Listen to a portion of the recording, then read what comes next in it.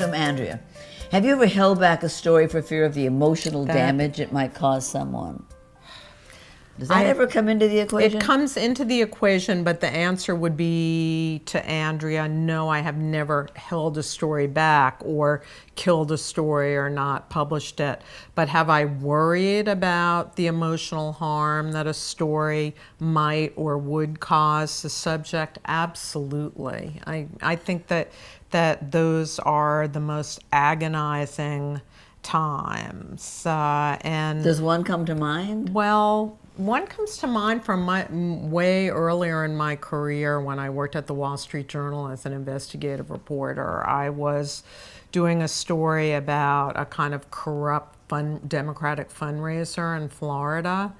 And he, was, as I got further and further along with the story, just begging me, not to run the story and saying the story would ruin him. And I can remember the most difficult thing was those are in the days before we did everything by screen, and he actually wrote me a letter that came snail mail, and his handwriting went like at a slant, right. and it just looked unbalanced. And I remember thinking,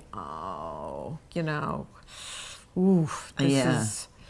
But, and I worried, I worried in that case that this person might kill himself. He didn't. And I think in the end, the story didn't have quite the impact that he thought. But that's one I remember, But did it make you temper the story, or you just went with the way you had it? It probably made me super careful. It made me think, I had certain kind of what we would describe as journalists as like killer details. Right. That maybe I said to myself, that's a vivid detail, but maybe you don't need it to make the point. Yeah. So that sort of self-editing, I did some of that. I did. As an editor of such a big paper, you can't read every story, but obviously if it's a really big one, if it's a big one, I've read it. Yeah. And do you ever say, well, wait a minute, now you've gone overboard? I do.